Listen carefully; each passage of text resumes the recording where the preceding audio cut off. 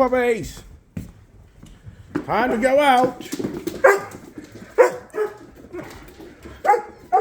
Let's go, puppy race. Come on, puppies. There's 2, 4, 5, 6, 7, 8. Wow.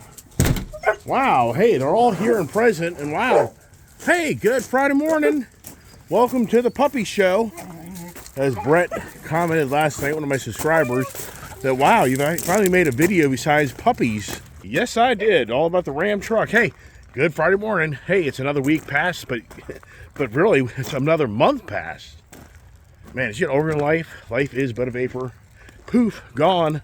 I mean, wow. It's already the first month of January is gone. Today's the 30th. Tomorrow's the 1st of February. Birthday month for my mom. And for me, and so many others I think I know of as well. So, across the way, where all the snow is pretty much gone, the pond is thawing out. That's a good, scary thing, bad thing. And yeah, the winter's over up here. I mean, today, 50s. And come on this way. Come on, hungry? Come on, Diesel, hungry?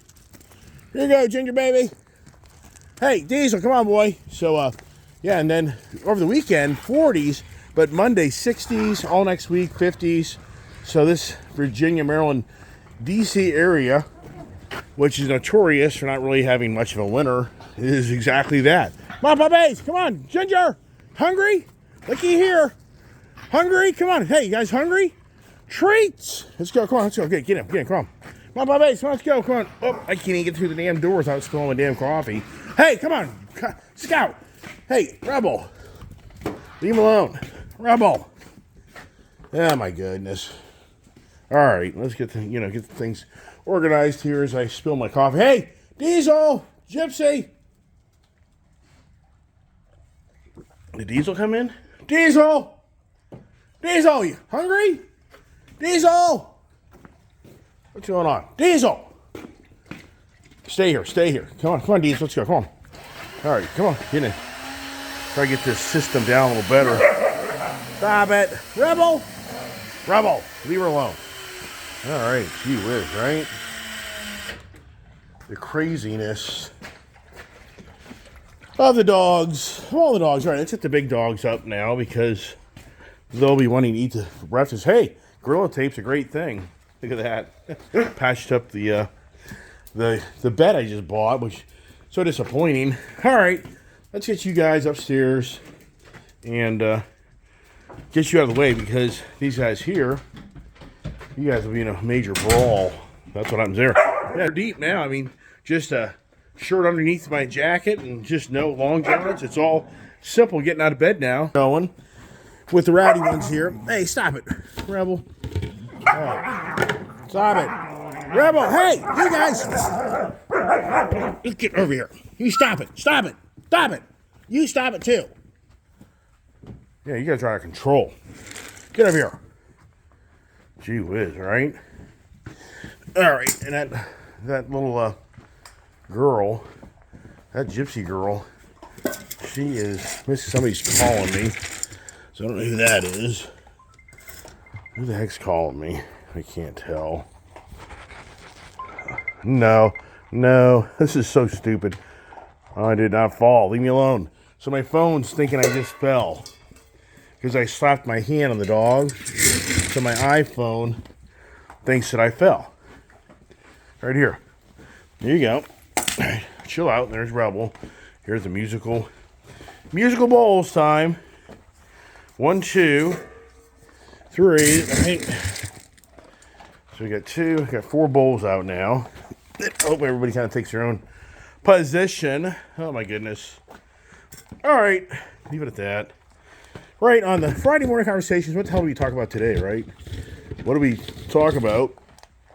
Tell you what I do want to talk about is Buc-Ee'S. Here is actually the Buc-Ee'S insignia, their beaver that, believe it or not, I didn't know a lot about Buc-Ee'S until I saw an article populate on Bloomberg, and I decided to read about the Buc-Ee'S, because I go to the Buc-Ee'S when I go up and down 95 and even on 75, 95, down there in the I think is it the Carolina?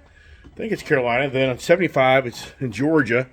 So I've been to those, and they're rapidly growing, and it's just incredible that this guy Arch Applin III founded the Buc-Ee'S True Beginnings. If you don't know what Buc-Ee'S is, it's a super mega gas station that has 120 pumps. Typically has 30 acres of land, and it's like a big, giant, in some ways, grocery store, paraphernalia store that caters to the Buc-Ee'S iconic symbols of the Buc-Ee'S whatever. So, you can go there and get all cool stuff and great food and cheap gas, and it's a mega hit, which was started in 1982, the year I was graduating high school. This guy, Arch Applin III, created Buc-Ee'S out of Galveston, Texas, and he's grown to 50 stores, but he's mostly in Texas. 35 of them are in Texas, but he's slowly expanding out into the the east area. And it's like I say, he has one, I think, in Florida. Yeah, he definitely has one in Florida, in Jackson. I think near Jacksonville or south of Jacksonville. And then he has the one up there, like I say, in Georgia, South Carolina, I believe. And then he's expanding into North Carolina, to Virginia, and a few other stores. I think I have it on my phone here. But it's very interesting to read about the article, because my whole channel, as y'all know, is about the Ice Age. The beginnings of my channel, of all being about the cars and trucks and motorcycles. And that was really my true calling for me, because my good friend Joe said for so many years, for all the cars and trucks and motorcycles I buy all the time, you should share your antics with others, and I think you'd be a big hit on social media. And I was like, and I said to Joe for many years, he bugged me for many years to do this, and I've talked about it many times, but I said I just can't see it, because every brother goes out and buys a car, and then look at my car, and let me drive it around, and share with you my car, and let me tell you about it, blah, blah, blah. So I just always thought, it's saturated. There's a gazillion car nut people out there. There's a gazillion people out there doing burnouts, roll racing. Then the motorcycles, every brother does wheelies going down the road or jumping over this or that, doing crazy things, So it's just like, or Daredevil riding, where you show these crotch rocket guys going down highways at 180 miles an hour, 200 miles an hour, down the back roads. I mean, it's incredible what people do that expose themselves to killing themselves. For me, I expose myself to kill myself in my debt. So the irony of life is, I'm the guy who went out in social media and bought into the stupid ass game of social media, thinking you'll make a ton of money off of it, being different, unique to others. Which, yeah, right, sure. But I killed myself financially. But yet there's many other people out there that you've heard about riding their motorcycles down the road, and they've killed themselves, filming themselves riding their motorcycles at extremely high speeds. And, very sad stories. Nothing to be joking about by any means. But they killed themselves thinking their social media channel would be so badass. Or they've done antics in their cars and done harm to others by crashing, or lost their license, or whatever it may be.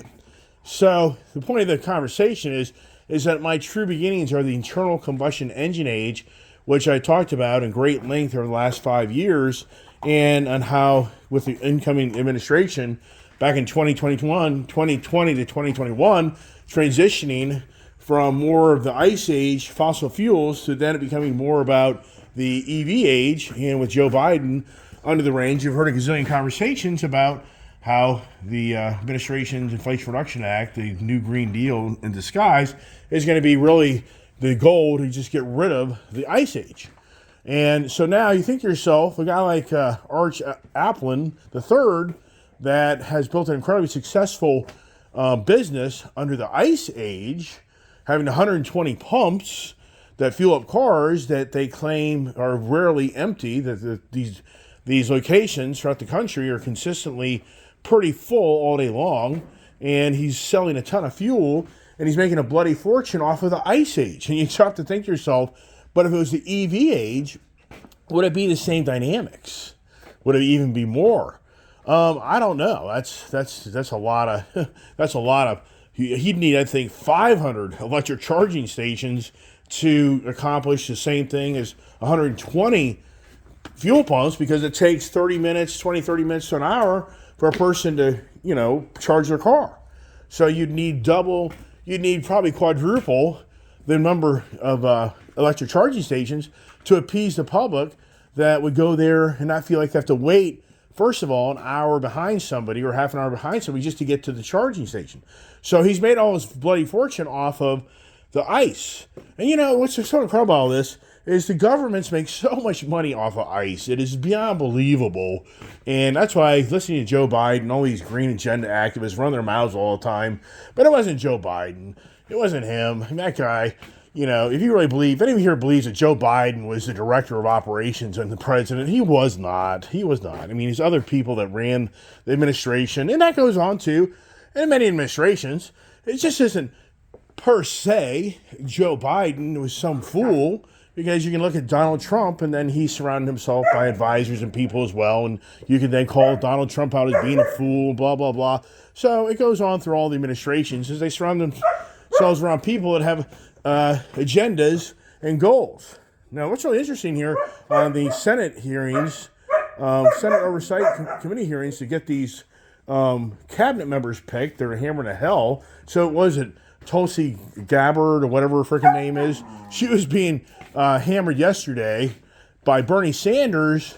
And was it Bernie Sanders? Or no, that was actually Robert Kennedy hammering Bernie Sanders for taking donations from Big Pharma, which Bernie Sanders got all pissed off because he's calling him out, saying, you know, you're a perfect example of a guy sitting here beating me up on me wanting to run the health division cabinet side, being the top pick to oversee the health of the better of this country, and you're calling me out, but yet you're a guy, as a politician, that's collected millions of dollars off of the guys that people don't like because they're making too much money off the individuals through Big Pharma and whatever. But Tulsi Gabbard, she got hammered by somebody else, and she then apparently responded, you know, and I didn't even know this, but apparently, so Obama, she talked about yesterday, she exposed on how Obama was one of the, under his administration, under the CIA times, he supported the Al-Qaeda, whatever you want to call it,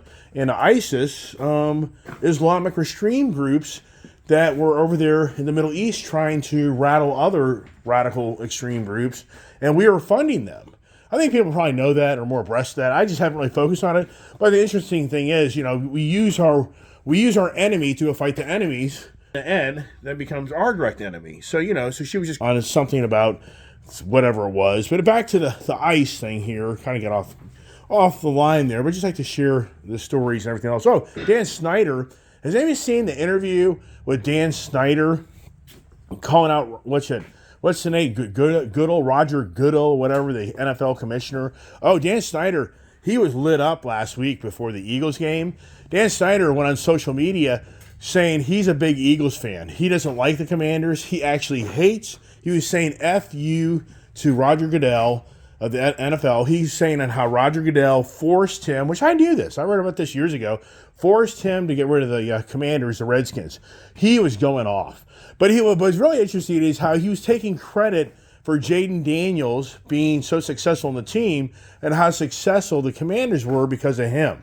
And I'm thinking, wow, what blunt, what frickin', what did you take before you walked into that interview on social media, run your mouth, that you think that the success of the Washington Commanders this year has anything to do with you? It has nothing to do with you. That's why it's so freaking successful, because you got the hell out of it, or the damn thing, and you created your own problem anyway. And he said, what's the big deal me playing around with all the cheerleaders? Yeah, whatever. All right, back to the ICE. So for the Buc-Ee'S, it's just interesting how I talk about this so many times. So what I did this morning is I ran the numbers. So you have 120 fuel pumps. And let's just say at any given time, I'm just going to use a variable of that. And on average, in an hour's time, 3 vehicles pull up to the pump to fill up gas. And the only reason I say that, when you're there, you'll see people go inside the store if you get fuel, and they'll be inside for 10, 15, 20 minutes. So sometimes people just have their car parked at the pump, and there's so many pumps that you can go somewhere else.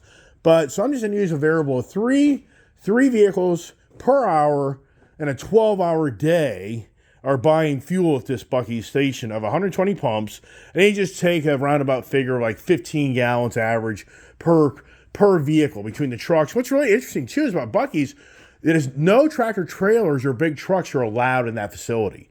So if anybody there really never has been to one, if you're a big tractor trailer guy and thinking you're going to see a Buc-Ee's, you're going to have to go park out in the main road and walk over to the Buc-Ee's. They do not want the tractor trailer guys showing up, start parking their parking lot, taking up all the room, and then pumping all the fuel out of the diesel tanks and just tying up. They don't want it. There's not enough they want foot traffic. They need volume. They don't want 50 semi trucks sitting there that take away from 200 people in their cars. I mean, so I ran the numbers. So you take the numbers on that variable of 3 cars, 15 gallons, times 12 hours a day, times 30 days a month. Very conservative number. That's 1.5 million gallons of fuel they're selling a month. And I think that's kind of a low number. I think they're probably more at 2 million gallons a month. The only reason I say that, the local Costco club here where I go to, that's 1 million gallons a month pumper. And that's not even close to the size of what, and I have friends that work there, so I know this. It's over 1 million gallons, sometimes 1.5 million. But I've talked about this on my channel many times. So for Buc-Ee's, it's the hottest talk in town of many states trying to lure in the Buc-Ee's Superstore gas station because it's a huge tax base for them. Because if you take the average tax throughout the country is 50 cents a gallon on a gallon of gas. And so half of it basically is federal, half of it is state. Now that's different. So that's not the exact number, but we'll just keep mathematics simple. So you just take 1.5 million gallons times 50, which is just half. Hey, get out of there. Get out of there. Get out of there. What do you got? So that's $750,000. Get out of there. What are you eating? What do you guys got? It just doesn't end, man. Oh, here's my glasses. Look, they found my glasses. What are the odds of that? Hey, give me my glasses. Who is that? That's Gypsy. Gypsy, drop it. Gypsy, drop it. Yeah, it's like talking to your wife, or your employer, or your employee. Hey, stop it. No. Come here, Diesel. So that's $750,000 just out of gas sales on a very conservative number. Come here, Diesel. Look here. Look here. Hey, you want a treaty? Come here. Let's do this here. I don't want them eating those glasses because... No, ouch. No, get out of here. No, get out of here. Get out of here. No, get out of there. Get out of there. Get out of there. Get out. Jeez, what's the odds of that, right? Like baby sitting little kids. Right? It is. Yesterday's the first day I got the hell out of babysitting the dogs all damn day long. Whose stupid ass idea was this? Yeah. Right. So $750,000, but then you add in the C-store, the store. The store has to do serious. I know the average ticket in that store is probably $100. I've been there. Between buying the paraphernalia and buying their good food and their other stuff, you're going to be $7,500. Easy, if not more. So you take just an average sales tax figure of 6%, and you calculate that number in a very conservative foot traffic to the store. So that's probably another $400,000. I mean, yeah, is that right? So no, I think that's not right. Yeah, I think it is. So I already said it was 700. I already said, what did we just say? $775,000 probably in road fuel tax. And I would say probably another $500,000 probably. So you're at $1 million, you're probably like $1.2 million to $1.3 million a month out of one Buc-Ee's store contributing back to the state and locality in the federal government. So for the state, I would say a very conservative number is they're going to see $1 million. That's just sales tax. We didn't even talk about employment taxes. We didn't talk about that. So apparently, like 200 people work at a Buc-Ee's. And apparently, if you are a car wash manager, you can make $125,000 a year at Buc-Ee's if they have a car wash and you have the status of being a car wash manager. And then the average pay is like about $20 an hour. So it's huge. So this whole article kind of is more centralized over Memphis. West of Memphis, Tennessee, that area is very blue collar, really very low income area, not a great area. And so the gist of the article was talking about how more and more states would rather see a company like Buc-Ee's gas station come in then some industrial business come in that may only employ 80 people. It will never, ever bring in the tax revenues. So more and more states are catering to Buc-Ee's. And I've told this story before about Bass Pro Shops, how the founder is very, very creative on how he got the state's localities to pay for the stores to be built because of all the tax money that the Bass Pro Shops would bring in that state and county. The states and counties would bid for these, literally down there in Tennessee, in Bristol, Tennessee, Virginia, there was a major war that went back and forth between Virginia and Tennessee on which side of the state line that the Bass Pro Shops down there would be built. And it pissed the hell out of Virginia when they lost it to Tennessee. Pissed it off so bad that the infrastructure down there of getting in and out of that Bass Pro Shops could be much better. But to get out on the east side of that Bass Pro Shops, state of Virginia will not allow any road infrastructure to be built, which would make it much more efficient of that place getting. But Virginia's so pissed off with the Bass Pro Shops, they won't. They're like, screw you. You're not getting any help from us because we just lost a huge amount of money from the Bass Pro Shops, which Tennessee got. So, in which Tennessee probably offered to pay to build that facility down there. So the same thing in some ways is going on with the Buc-Ee's, but not as big. Meaning, so some states are paying up front for road infrastructure to help the development of the 30-acre site that requires the infrastructure for cars and vehicles to get in and out of there efficiently. So some states are coming to the table and saying, we'll help pay for that infrastructure. They're not going to pay for the facility. But wow. I mean, hey, come on, guys. Come on, just stop it. But wow, beyond wow, to think about how it's such an irony to where we've been all listening to for the last 4+ years of all about getting rid of the ICE vehicles. And yet here I'm explaining to you on just one gas station of how much money it makes the federal government and state government. It's beyond believable. And how many people it employ. And as I say, take away, I've talked about it so many times, take away all these ICE vehicles, take them all away. We're a third world country. The infrastructure of fossil fuel that runs this whole country is beyond believable. Look at these guys here. Are they just crazy or what? They're just wild. You guys are wild dogs. So I just thought the Buc-Ee's story was intriguing.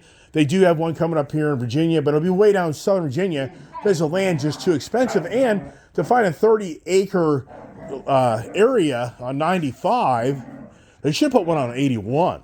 Maybe they are putting one over there in 81. I don't know.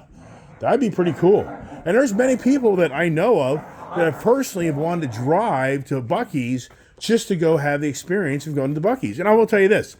Their pork barbecue sandwiches are really good, but it's a hit or miss. Because I've been to different ones, and some seem to have their act together. Some others, it's like, not so great.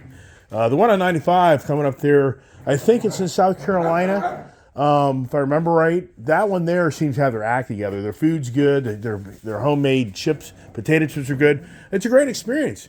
If anybody's within a few hours drive to a Buc-Ee's, or anybody's on a venture going somewhere, and you have to kind of detour to go by to see a Buc-Ee's, I would highly recommend you go do that. And I have bought all the Buc-Ee's stuff over the years. I mean, I get the red stuff. I haven't got the hats or anything like that. But the whole point is, it is quite the adventure, and I've even made video on my channel of me going there to share with you how it looks inside. And you can go to any YouTubers are out there. There's probably a Buc-Ee YouTuber guy that just goes to the YouTuber. He just goes around to all the Buc-Ee's. But it's just incredible to think about how much money in Texas those 35 fueling stations makes just for Texas. It's just incredible. Now, think about the fuel. That Ram TRX, I drove that Ram TRX yesterday, which I haven't driven that truck really a lot. Hard to believe I bought that thing about a year ago, April. That's just hard to believe. And I took it over and I got the mufflers cut out from it. You know, and he did a good job. I think he was way too expensive. I could have done that stuff in my own shop if I really wanted to crawl up underneath the truck and cut everything out. And, I mean, it would be a project, but yeah, whatever. I contributed to him. I think he should have been, that should have been in my eyes, $300 at the most. But anyways, not to be critical of Mac and Cheese. He's a cool guy, and he's got people to support and take care of. But the Ram truck, it's 11. I always resisted getting a Ram truck because it's such a lousy fuel mileage truck because it only gets it gets about 12 miles a gallon. Now, we've got tons of video of that vehicle going on the road. my daughter driving Tennessee, and she was getting like 15, 16 miles per gallon. So funny, I got home last night and I shared with my daughter the Ram TRX and how it sounded. She's all of a sudden, oh, I see you got my truck back for me. Now she's driving around the Ford race truck. And so I was telling her, I think we're going to do this Ford race truck. I think I'm going to redo that exhaust and bring it out in front of the tires on the bed of the truck and give it a little more cooler look to it. So that'll be another day, another project on the Ford race truck that I think would be really cool, and the kid's super excited about that. I don't want to do it on both sides. She mentioned maybe one side. I don't know.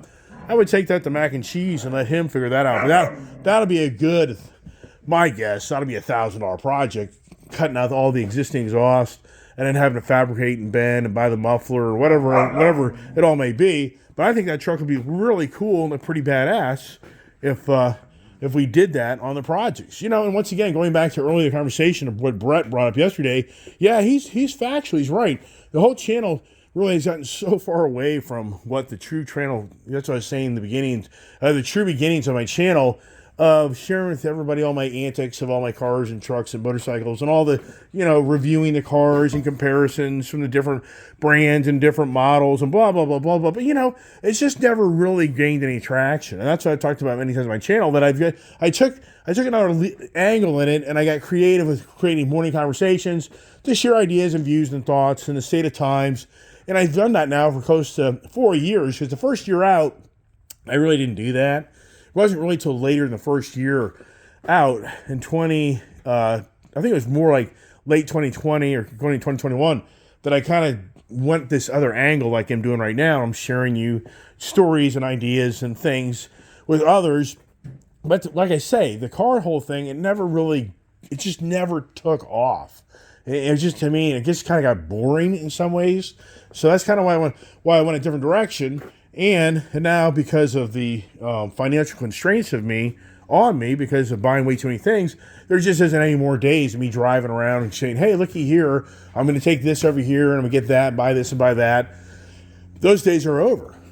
My credit has been destroyed because of my social media ignorance of building a social media channel that has undermined my own self, that it just pays no money. There's just no money in it. There's no money. 13,000 subscribers, 3,500 plus videos, thousands and probably hundreds of thousands of hours of video time. And for what? I get a $150 check for the month. If you think I'm making that up, I'm not. Yeah, so I'm making like $5 a day in a good month. I may make $10 a day in a good month. But right now, I'm down to about $5 a day to sit here and take time out of my day and to share with you all my antics and ideas and views and thoughts. And then you have, what you've witnessed on my channel, those that come, those that go, and whatever else. So now, a few subscribers are reaching out to me and are asking me about this crypto and Bitcoin currency thing. And so for me, it's kind of like befuddling. It's like all of a sudden somebody out there is now like trolling my channel and are asking me about, has nothing to even do with the video I posted about how I should advise them on turning their US dollar value into crypto or Bitcoin.